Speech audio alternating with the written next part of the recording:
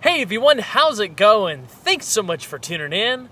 For today's video, we're going to be taking an in-depth look at the third generation Cadillac CTS-V.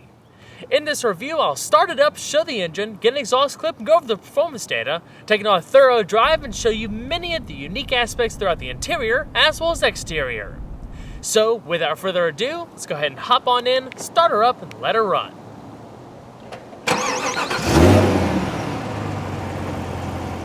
Also, a huge thanks to my friends at Cosmo Motors of Hickory, North Carolina for providing this example today. For more information about the dealership, including contact info and current inventory, please feel free to check out that website provided in the description box below.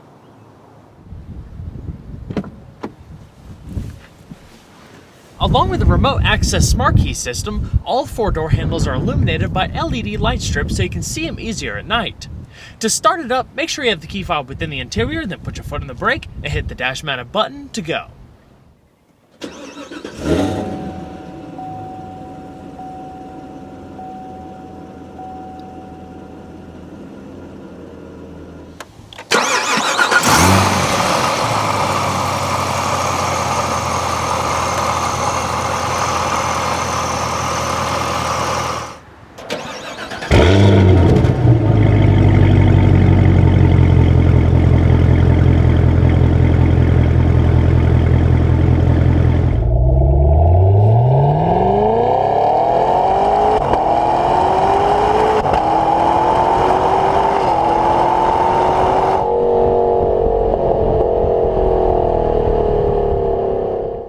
The third generation CTS-V has been on the market now for 3 model years.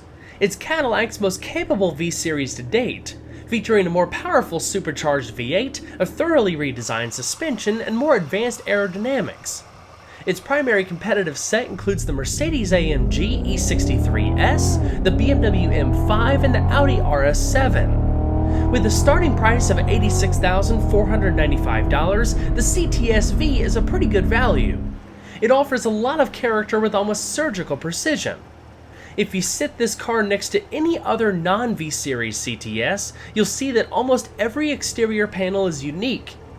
The styling changes were designed to support the car's capability by reducing lift, enhancing cooling, or both. It rides on a modified variant of the Alpha platform just like the regular CTS. The V-Series maintains the same wheelbase length but features wider front and rear tracks. The front fascia optimizes aero performance with larger grille openings to feed more air to the engine. Even the mesh patterns are enlarged to allow more air to the radiator and heat exchangers. The front splitter forces air to push down in the front of the car rather than flowing underneath it, helping increase downforce. A key advantage that the CTS-V has over its competitors is weight. Depending on the model in question, the differences range between 100 to 600 pounds or so. One of the weight-saving measures includes a carbon fiber hood, which features an air-extracting vent that pulls hot air out of the engine compartment and helps reduce lift at speed by channeling the air pulled through the radiator out and over the top of the car, rather than allowing trapped air to exit under the car. Across the sides, wider front fenders were added to accommodate the wider wheels and tires. The fenders also include vertical air vents to help alleviate positive pressure in the wheel houses. Other changes to the body include aero-optimized rocker moldings, a taller deck-lid spoiler, and a more aggressive rear diffuser. The car's structure was bolstered quite a bit too, making it about 20% stiffer compared to a normal CTS. To do this, Cadillac added a shock tower-to-tower brace, a shock tower-to-plenum brace, V-braces for the engine compartment, a strengthened rocker bulkhead, stronger rear cradle-to-rocker braces, a unique aluminum shear panel at the front of the chassis, and upper tie-barred rear bumper braces. When it comes to pricing, Cadillac offers many ways to personalize the CTS-V, from luxury amenities to extensive carbon fiber add-ons and more. With a handful of options, destination, and a $1,000 gas guzzler tax, this example would have originally retailed for around $95,000.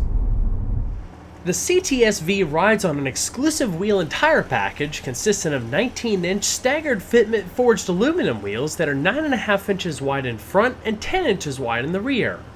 They're wrapped in Michelin Pilot Supersport tires that enable nearly 1 G of lateral acceleration. Two 65/35s in front and two 95/30s in the rear. Random fact, these wheels are actually 45% stiffer than the wheels used on the previous generation CTS-V. The Brembo brakes are also exclusive. The setup is pretty impressive. It consists of 4-wheel internally ventilated discs that feature GM's new ferritic nitro carburizing process for corrosion resistance.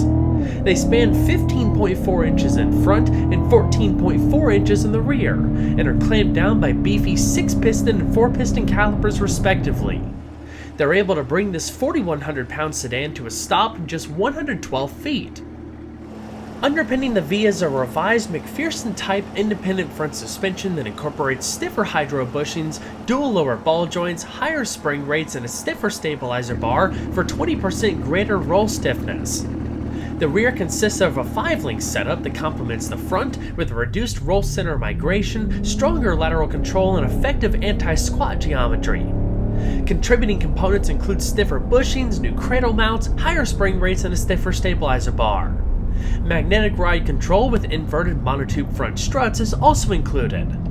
The car exhibits excellent body control, but it also remains surprisingly comfortable to drive on a daily basis. In other words, it's tight but not overly firm, a nice middle ground between the two. What's great about the V Series is that it offers a split personality. On one hand, Cadillac built this car to handle a track without batting an eye, but on the flip side, it's incredibly civil when you want it to be. The ZF rack-mounted electric power steering system offers varying levels of assistance based on speed of travel and drive mode. It also offers a varying ratio that begins at 15.5 to 1 on center and tightens to 11.2 to 1 at full lock.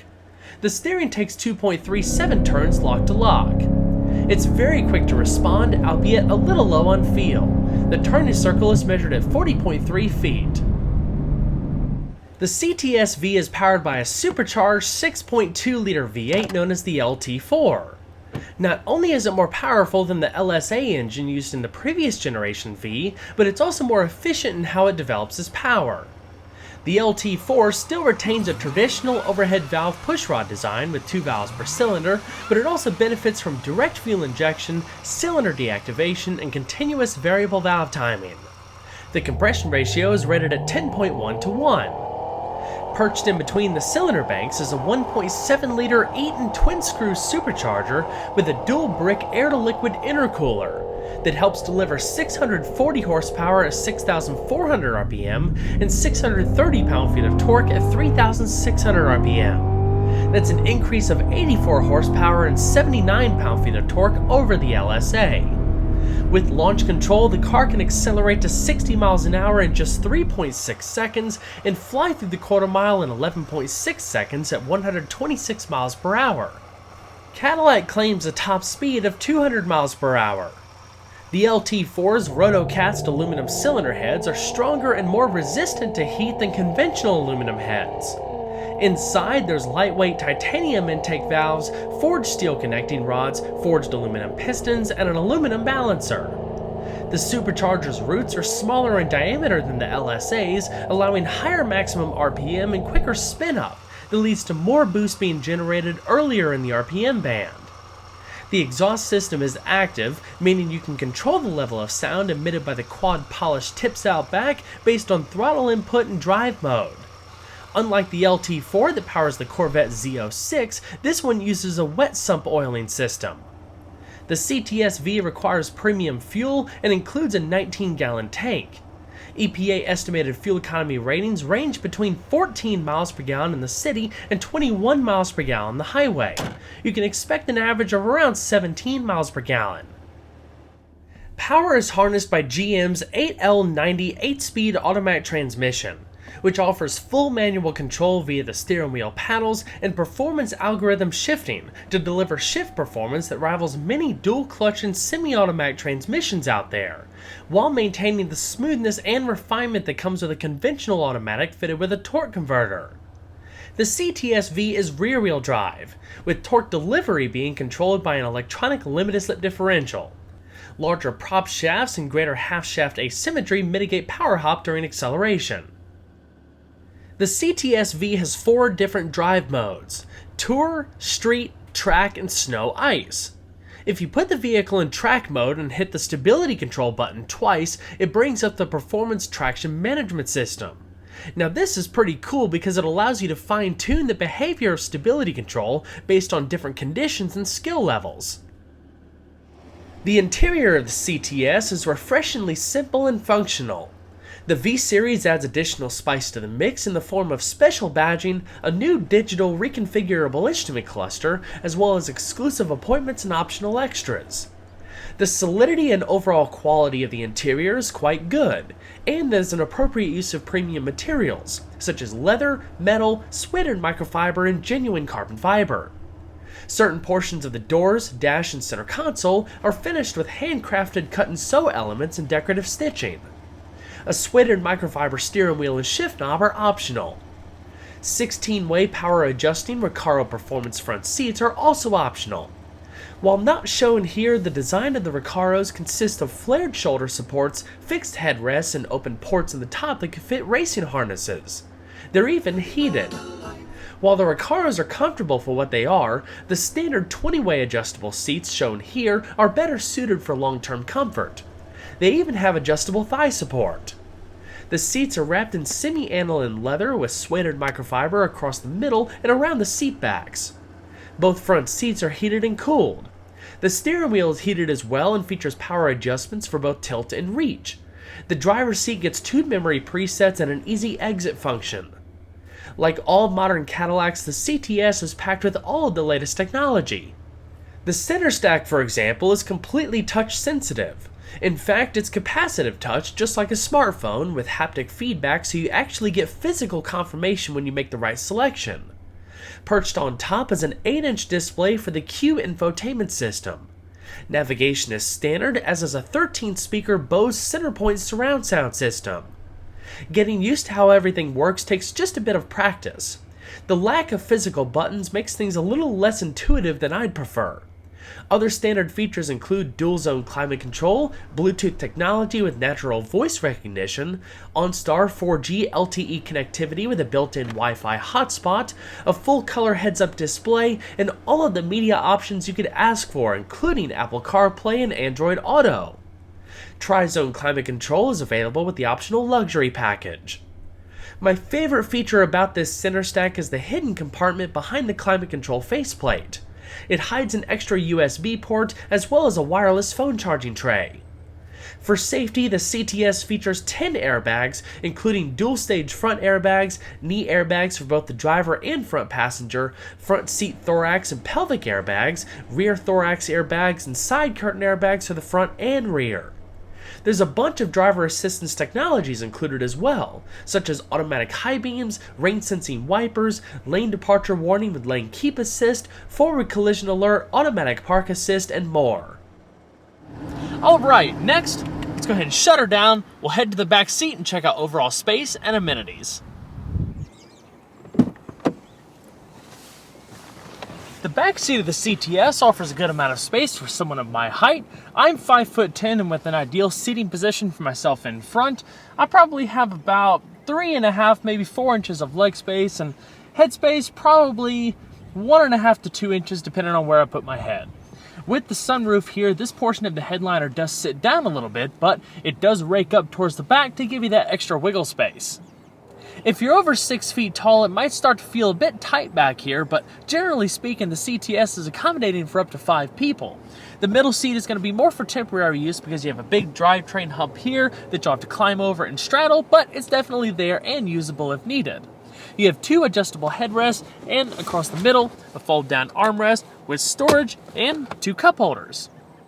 As far as amenities back here, there's grip handles, coat hooks, and LED illumination. There's a microphone up there for the Bluetooth telephone system, storage pockets in the back of the seats and the lower door panels, as well as your independent climate control like I talked about earlier. Within the climate control stack, you also have 3-stage heating for the outer portions, and right beneath it, a 12-volt power outlet and a small storage tray. Last but not least, there's also sunshades all the way around, including manual shades across the big portion and the quarter windows. Now let's go head towards the back and check out trunk space.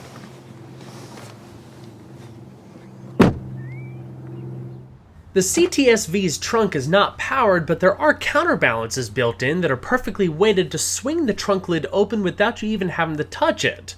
Inside, you'll find 13.7 cubic feet worth of space, which isn't a ton. The biggest rate limiting factor is the sides. You do have a rear-mounted battery on the left side. The right side has a small pocket. If you wanted to, though, you could fold down the 60-40 split seat and load longer items all the way to the front.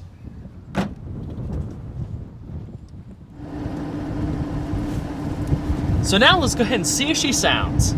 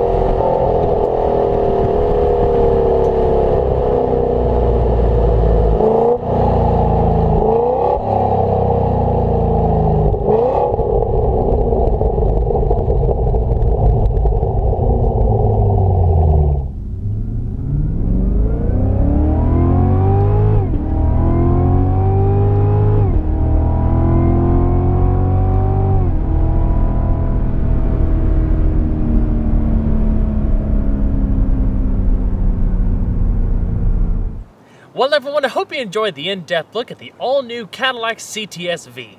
Be sure to stay tuned next time, leave a like and subscribe today. There's always a lot more where that came from. Take care, everyone.